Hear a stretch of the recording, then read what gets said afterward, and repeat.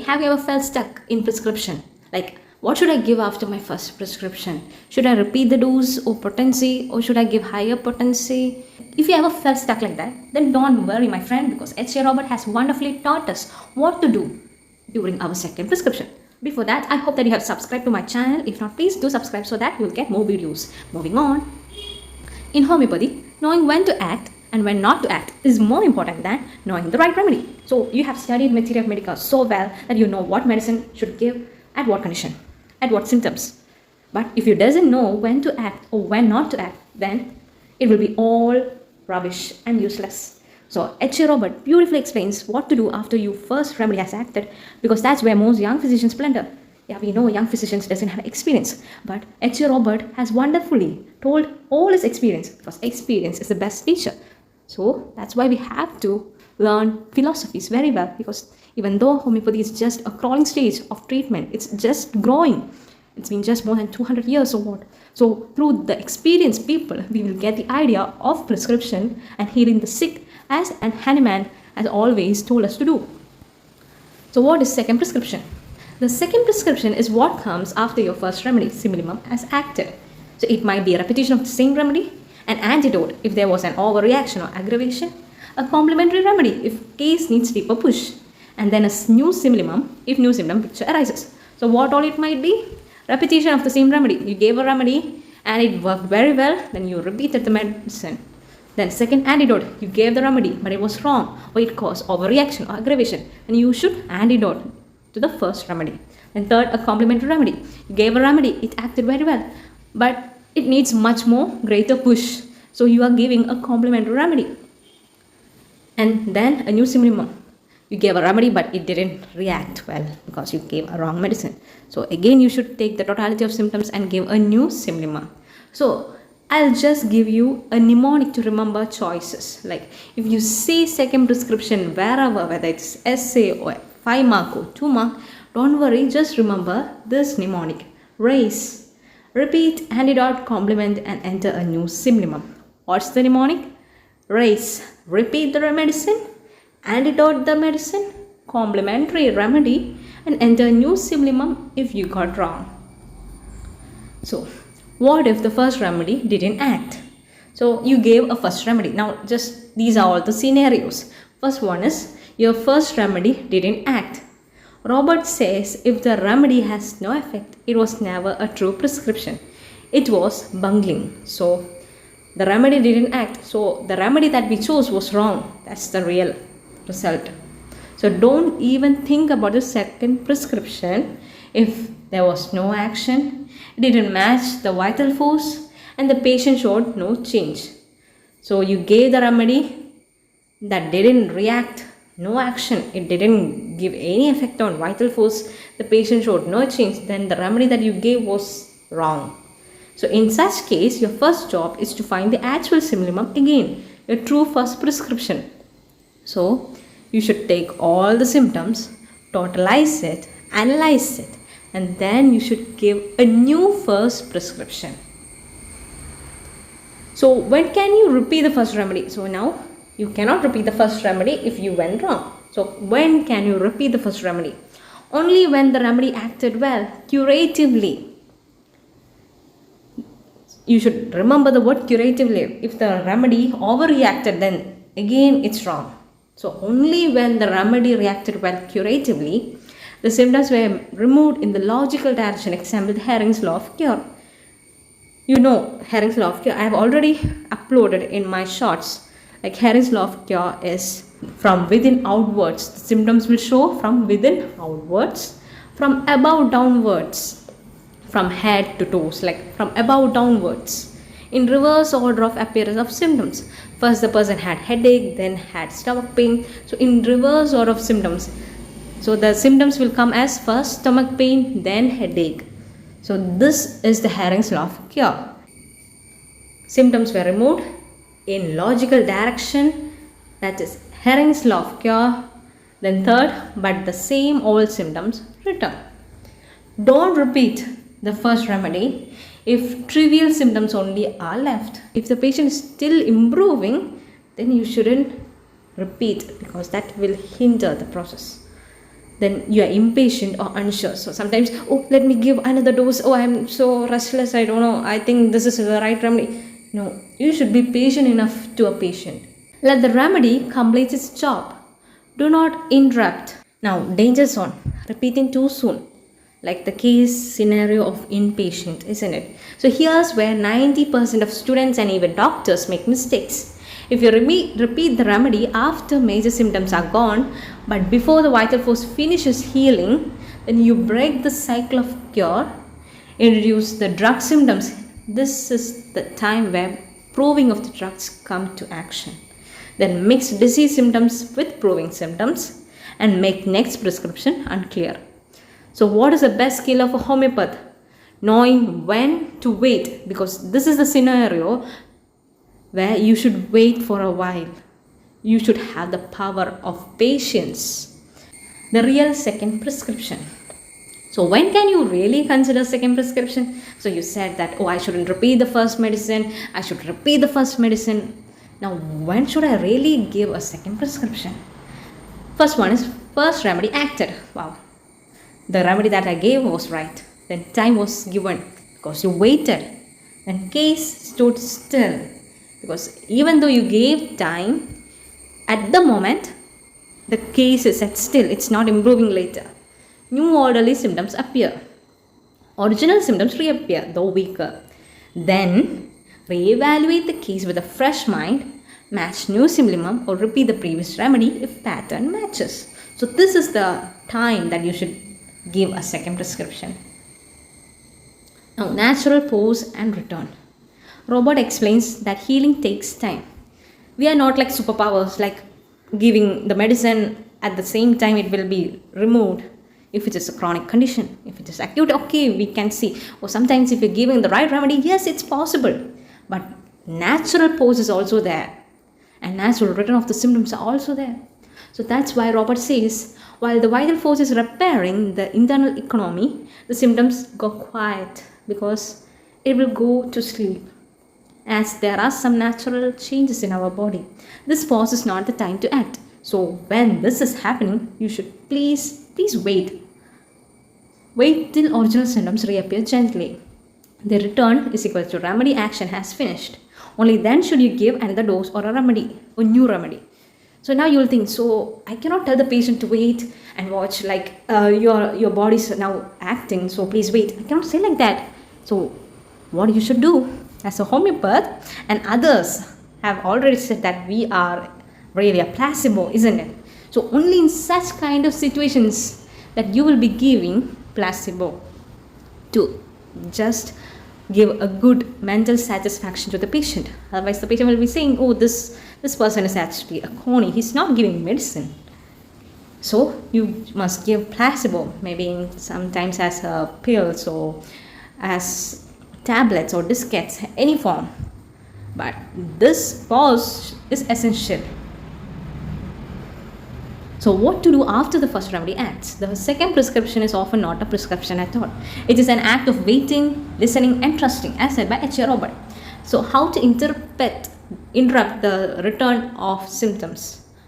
What new symptoms mean and how to handle the do nothing state.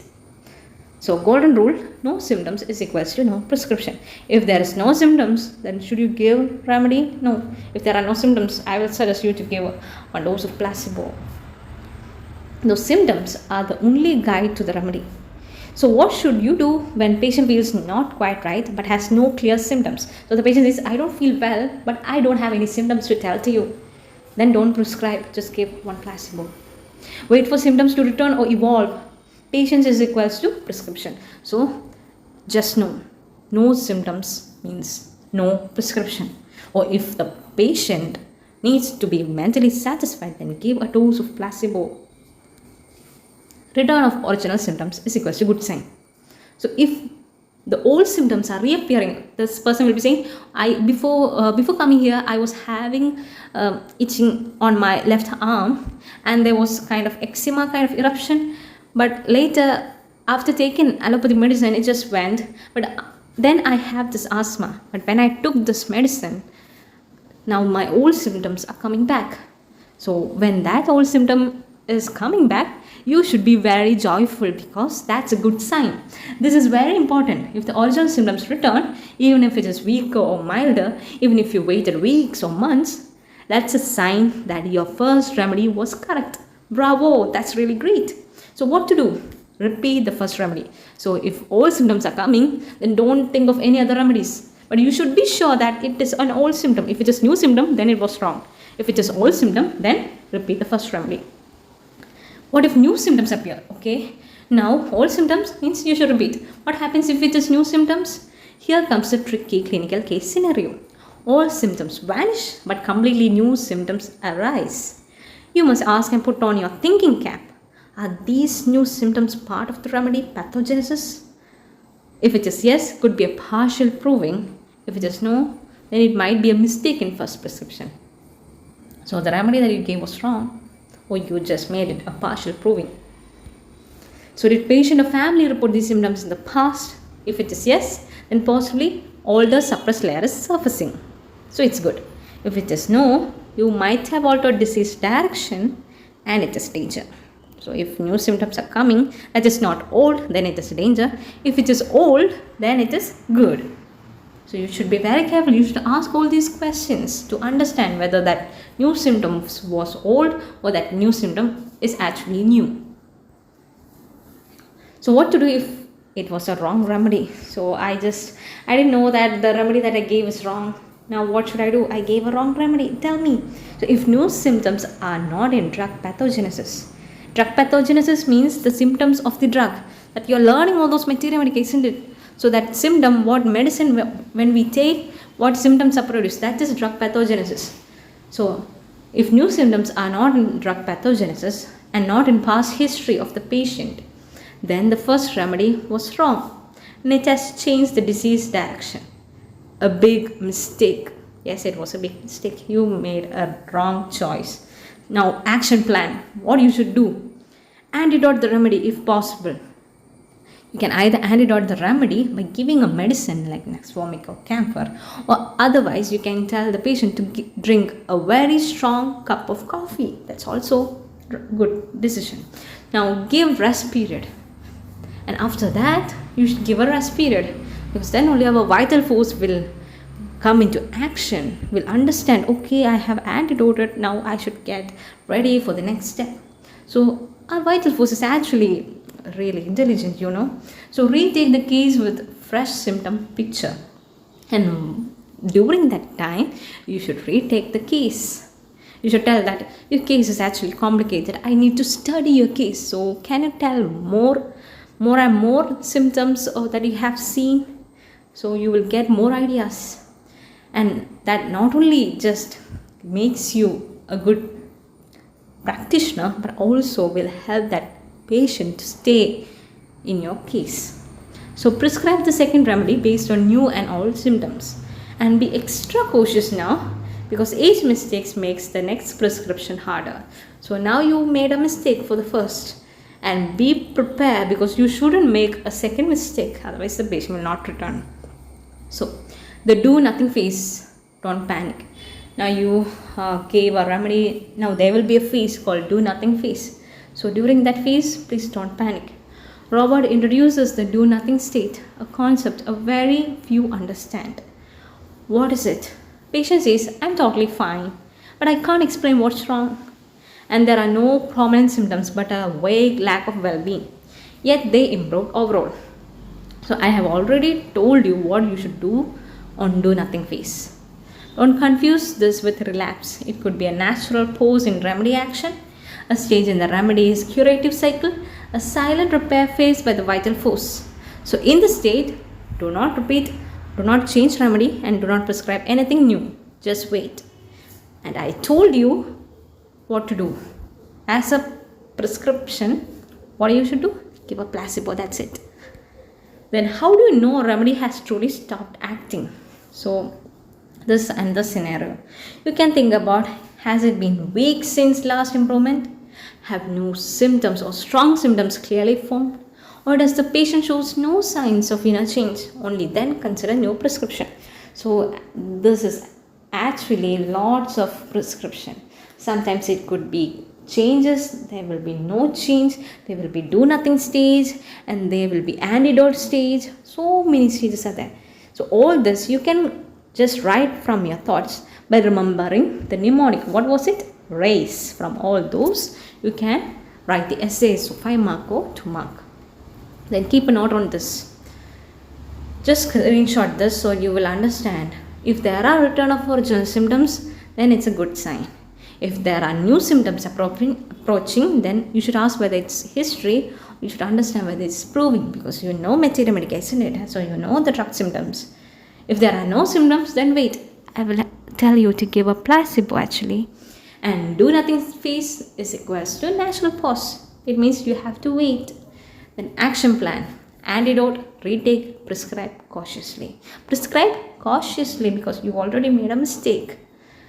Okay, so after keeping a note of this, then let's see when to change the remedy. You should consider changing the remedy when the first remedy worked but now stopped reacting, and the patient has come to a standstill with no further improvement, and new group of symptoms appear that has no connection to the past symptoms. You're certain that the old remedy has finished its job. If you know all these 4 points, then you should consider change in the remedy. And you shouldn't change the remedy if mild symptom stage but patient is improving. This new symptoms actually old ones resurfacing. Hey, that's a good sign. And the patient says, it's nothing, I always had it. This might be key symptom data. Or sometimes the patient will be saying that it's alright, I feel actually better. I feel after taking this medicine, I feel completely better, like mentally, physically. I don't know how to explain. Even if the patient is saying like that, it's actually a good sign, because the remedy that you gave is actually acting. So repeat or change. Use this rule. When in doubt, wait. This is a golden line from Roberts. Yeah, you should just wait. It doesn't matter how long, just wait. Never jump to another remedy unless you are exhausted the current remedy across potencies. You gave 30 potency, then 200 potency, you increase, you know plusing potency, isn't it? If you doesn't know, please check out my older videos that you will understand what is plusing potency. Always plus the potency. Like if you're giving 30 potency, you should tell the patient to just shake. You always should remember, when you shake the remedy, at least some kind of potentization, dynamizing energy will be given, and there is no more benefit even after waiting.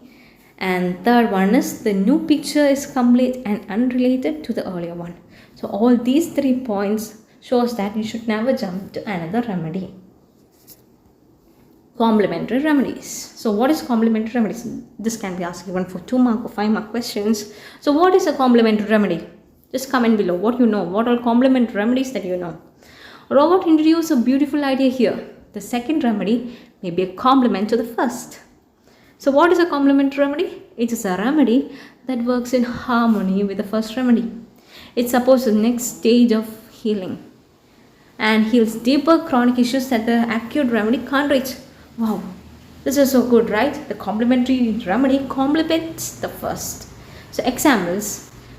One is belladonna, acts acutely in a child with fever, but repeated colds underlying calcary carbonica state.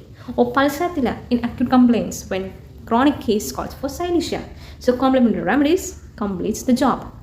Successive remedies and miasms. Robert now teaches an advanced clinical gem. One symptom may remove a layer, allowing another miasm to emerge. What happens?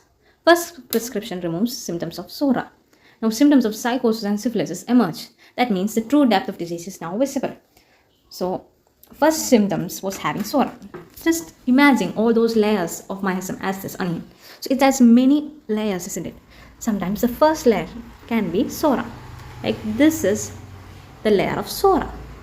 And now second layer was psychosis. And then it was syphilis. So how? So first layer was SORA, second psychosis, and deep it was syphilis. When you're having this, what will happen? So when you give a remedy, the first layer will be removed. That was SORA. Then you give a remedy that has a psychotic energy. So when you give that, psychosis will be removed. and then it was syphilis. So syphilis will be removed.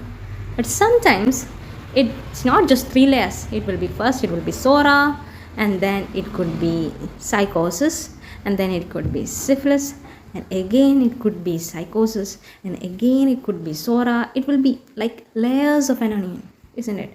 So imagine it as this layers. It could be 1 or 2, or sometimes it will be millions even.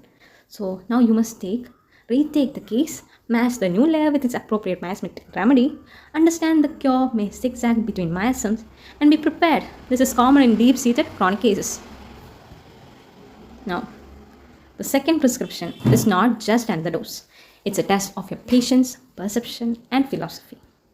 That's all I have, and thank you for listening. I hope that you have subscribed to my channel. If not, please do subscribe and give a thumbs up so that you will get more videos. If you have any doubts or suggestions or anything else, you can comment below so that we can interact with each other. Thank you.